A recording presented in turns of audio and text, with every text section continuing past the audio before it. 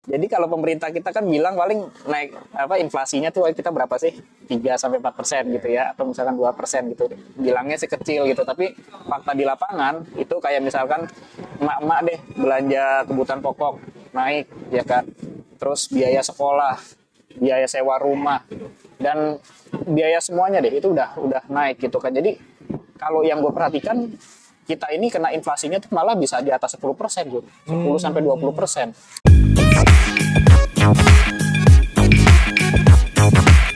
Om Henry, Om Henry pernah nggak ngitung kira-kira dari dulu kerja katakanlah 10 tahun ya, itu gajinya itu kira-kira menyusut atau makin tambah nih dari tahun ke tahun nih kira-kira?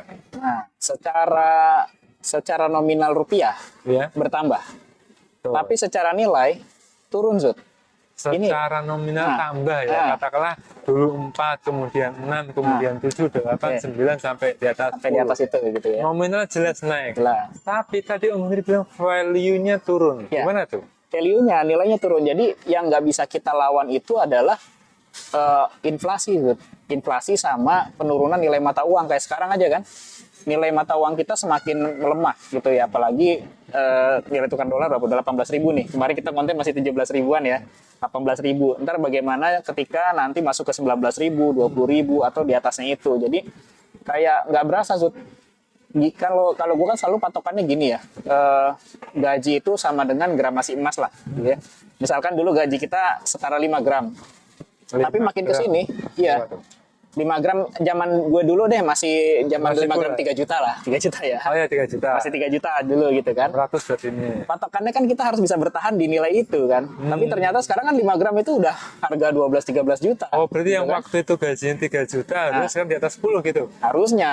Oh. Harusnya udah di atas 10. Tapi kan itu nggak mudah, Zut ya. Jadi nilai emasnya sudah kemana, nilai rupiahnya juga semakin melemah. Akhirnya apa? Kita semakin kayak ngos-ngosan. Makanya kalau kita kerja kan paling naiknya berapa persen sih, Zut? Paling 5%, Bang. 5% kan ya. 35%. Yang naiknya berapa? 10, 15, 20 ya mungkin karena prestasinya bagus kali ya, Ya. tapi ya tercapai gitu ya. Benar, atau mungkin itu adjustment sih. Nah. Atau bukan pindah kerja. Ya, itu dia. Tapi emang sepanjang pengalaman gue ya, Zut ya, kita di satu tempat itu hampir mustahil ya. Kita dapat kenaikan gaji itu yang tinggi, yang misalkan naik 30%, 50% gitu ya. Saya sih. Atau di atas 50% itu sangat sulit, Zut. Jadi paling memungkinkan adalah kita pindah kerja gitu kan, untuk dapat yang nominal seperti itu. Tapi kan nggak mudah ya. Ya itulah, makanya yang gue bilang, oke sih angkanya naik gitu, tapi secara value atau nilai itu turun. Sebenarnya kayak impas aja, Zut, kalau gue ya pribadi ya, naik segini gitu kan, impas naik segini, impas lebihnya dikit gitu loh. Jadi nggak berasa lah gitu, nggak berasa signifikan. Oke, terus tadi berarti kan Om Henry sempat bilang soal inflasi gitu ya. Nah, inflasi ini sebenarnya jadi beberapa versi. Ada inflasi versi pemerintah, inflasi versi keluarga, sama mungkin inflasi versi perseorangan gitu ya. Itu ada nggak pembagian kayak gitu, Om? Kalau gue melihat ini dua versi, Zut. Dua Jadi versi. ada yang selalu data yang dikatakan oleh pemerintah gitu ya. Terus ada yang data real di lapangan. Kadang-kadang bukan datanya ya, tapi ini kayak faktanya langsung gitu. Jadi kalau pemerintah kita kan bilang paling naik apa inflasinya tuh kita berapa sih? 3 sampai 4% gitu ya, atau misalkan 2% gitu. Bilangnya sih kecil gitu, tapi fakta di lapangan itu kayak misalkan emak-emak deh belanja kebutuhan pokok naik ya kan. Terus biaya sekolah, biaya sewa rumah dan biaya semuanya deh itu udah naik gitu kan. Jadi kalau yang gue perhatikan kita ini kena inflasinya tuh malah bisa di atas 10%, gitu. 10 sampai 20%. Itu berarti ini ya, inflasi yang dialami sendiri gitu ya? Fakta ya. Ini kan Fakta ya? bukan kalau data pemerintah bilangnya cuma segitu, gitu. Tapi realnya di lapangan berapa? Lo dari kemarin udah merasakan belum apa-apa aja nih yang naik nih? Kan dari mulai belanja atau Nah, apa salah coba? satunya yang kelihatan tuh ayam sih, Ayam. sama telur sih. Jadi berapa sekarang? Ayam itu biasanya kalau beli itu 30 sekian itu udah 40.000 lebih itu. Udah 40.000 lebih. Ya 10-an% lah ya. Gue udah lama ya nggak beli bahan mentah gitu kan, biasa beli jadi. Kalau gue juga sama, udah mulai naik semua gitu, dari ya misalkan kita ke bengkel, kita ke barber Udah gitu kan. naik. Sekarang berapa potong rambut? Ya kalau potong rambut ya naiknya bisa 5.000 sampai 10.000. Kalau gue kan biasanya yang di bawah 100 lah gitu ya, 80 ribuan gitu. Dari 80 naik jadi 90 gitu kan. Terus Iya yang kan, lain 10% banyak, kan naiknya? iya banyak banget yang lain juga gitu, naik semua. Gue baru grooming kucing gue nih, ya kan. Mas naik ya, naik berapa? 5.000 ya. Dari berapa? Naik. Murah sih kalau tempat gue tuh 60.000. Itu 65 udah mandi gitu. lengkap semuanya gitu ya. 65 ya? Sekarang 65 gitu kan. Gak tahu tempat lain nih Iya yang kan, agak hampir mahal 10% kan? Iya. Telur juga. Terus yang paling berasa sih kalau gua kan seringnya beli ya daripada masak gitu kan. Pas beli bayar, set naik semua ini. Iya, dan yang lebih jelas memang kenaikan Pertamax ya. Nah, itu dia Itu pertama. jelas banget itu. Dan kalau Pertamax itu yang paling mengganggu gue ini Zut. Ketika kita mau isinya Pertalite, oke lah gue udah ikhlas nih, terima turun kelas ya. Begitu masuk pom bensin, semuanya antri panjang tuh. Panjang ya? Oh, aku belum pernah ini soalnya. Belum pernah. Kebanyakan naik transportasi umum sih. Nah, kalau gue gitu, sini rame, ada yang kosong. Sekalinya kosong, bensinnya nggak ada. Gimana coba? Tapi Om ini ikut ngantri sekarang?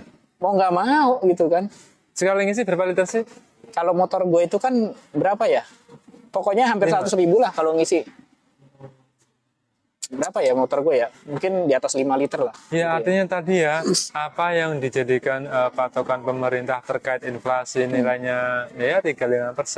Di lapangannya itu 2 kali lipat lah ya. 2 kali lipat. Berapa kali Itu lipat gitu ya. bensin tadi gue ngomong motor ya, yang mobil. Nah kalau mobil tuh gue sebenarnya udah lama nggak pakai rutin gitu ya. Jadi kayak untuk weekend aja atau memang perlu banget gitu kan.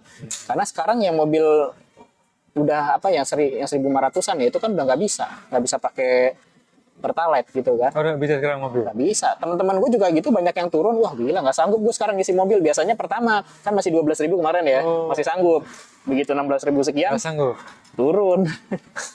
Ya ikut ngantri panjang mau nggak mau. Ngantri ya? Iya, karena kan kita buat aktivitas bulanan. Gitu. Gimana kalau kita pindah ke listrik aja? Pindah mana? Mobil listrik sama motor listrik. Nah, bisa juga tuh kayaknya tuh.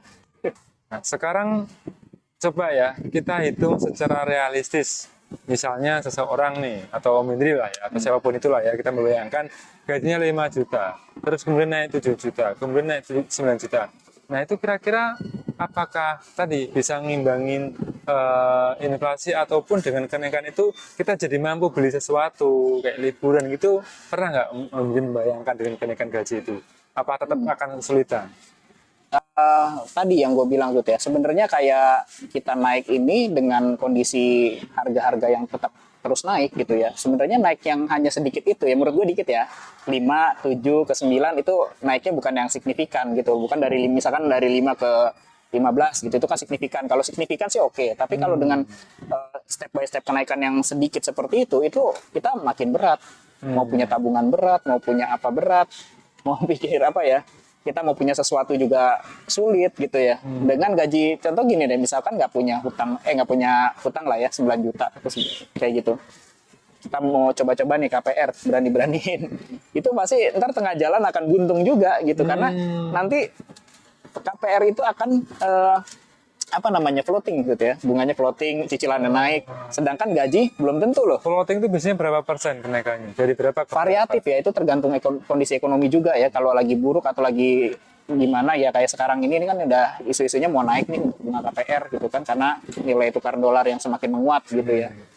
Nah itu variatif tuh gitu. Tapi kan intinya dengan uang yang hanya segitu, itu kita hanya menurut gue ya, itu kita hanya impas-impas aja gitu. Jadi agak sulit gerak untuk dapat sesuatu yang lebih lah gitu. Menurut gue sih gitu.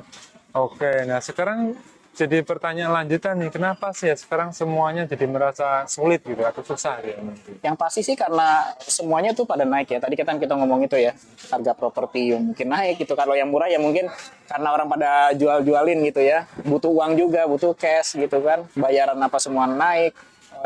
Kita yang kontrak yang kos juga naik. Semuanya itu. Jadi apapun itu jadi semakin berat, semakin sulit gitu kan. Makanya apalagi bagi kita yang nggak punya tabungan emas kayak gitu, yang nggak punya tabungan perak, makin tergerus. Sedangkan untuk orang-orang kaya yang pegang dolar, yang pegang emas, senang kondisi begini. Oh iya, Makin dia kaya. pegang dolar ya, benar, karena dia Iya. pegangnya dolar. Dulu misalnya dia punya koleksi dolar harganya 15.000 Iya. kan, sekarang udah 18.000, udah naik 3.000 gitu kan, Yang udah punya 20%. punya apa sih, aset-aset semuanya jualan, aset dagang naik semua, dia senang menikmati gitu kan. Tapi kan kita yang nggak mampu itu kan jadi semakin sulit hidupnya itu, Zul. Tadi Om Menteri sempat bilang sih, minimal kalau ada hal yang sulit itu ada tabungan ya, tabungan emas. Nah terkait dengan emas sendiri, barangkali Om Menteri bisa nih mensimulasikan ya antara gaji dan kenaikan gaji dan kenaikan emasnya seperti apa, biar Sobat Monetivers tahu. Nah, sebelum mensimulasikan, gue gini aja ya. Dulu itu tahun 2018-an ya, harga 10 gram emas antam itu masih di 6 juta. Ya. Sekarang 2026 itu udah hampir 30 juta. Jauh banget ya. Jadi artinya kalau kita banding-bandingin sama gaji kita yang waktu itu sampai dengan hari ini, kalahnya tuh udah jauh banget sama emas ya. Nah, ringkasan ilustrasinya nih kayak gini nih, teman-teman lihatnya di screen ya. Nah, ini gue punya contohnya kayak gini, Zul. Ini angka yang gampang aja ya. Anggaplah di tahun 2020 itu dulu harga emas masih 900 ribuan gitu ya per gramnya. Gaji misalkan 5 juta. Itu kalau ditukarkan ke emas, itu kita bisa punya emas itu 5,5 gram. Tuh ya. Nah, lalu sekarang di tahun 2026, harga emas itu kan 2 juta lebih sebenarnya ya. Tapi gue ambil angka gampang aja deh biar kita ngitungnya enak gitu kan. 2 juta deh gitu ya. Terus gaji kita saat ini misalkan dari 5 juta yang dulu itu naik jadi 8 juta. Hari ini dengan uang 8 juta kita bisa dapat 4 gram emas gitu ya. Nah, kesimpulannya tuh gini, Zut. Jadi secara nominal tadi yang gue bilang ya, gajinya tuh naik 60% dari 5 juta ke 8 juta. Tapi dalam ukuran emas, daya beli kita itu turun dari 5,5 gram menjadi 4 gram. Turun sekitar 27%. Nah, artinya gaji kita mungkin naik, tapi kalau diukur dengan emas, belum tentu nilainya ikut naik. Artinya apa? Value-nya, tadi yang gue bilang, value-nya itu turun, gitu, Zud. Oh iya ya, jadi memang kelihatan banget ya kalau perbandingannya itu pakai emas gitu ya. Yang tadi jelas Om Menteri bilang dari 6 juta tahun 2018 sekarang jadi 20 juta. Harusnya ya naiknya udah 2,5 kali lipat untuk Dari, 7 apa, tadi tahun kalau lalu. dari sampel dari 5 sampai Iya. 8 gitu ya. 5 sampai 8. Luar biasa. Nah, jadi ini terakhir nih Om Menteri nih. Karena kan dari tadi kita ngomongin gaji. Solusinya gimana nih biar kita nggak mengandalkan dari gaji aja nih untuk hidup? Nah, ini untuk solusi kan sebenarnya termasuk berat gitu ya. Karena kalau kita mau punya apa namanya prinsip pribadi ya, kalau kita kerja tuh minimal harus sekian gram nih.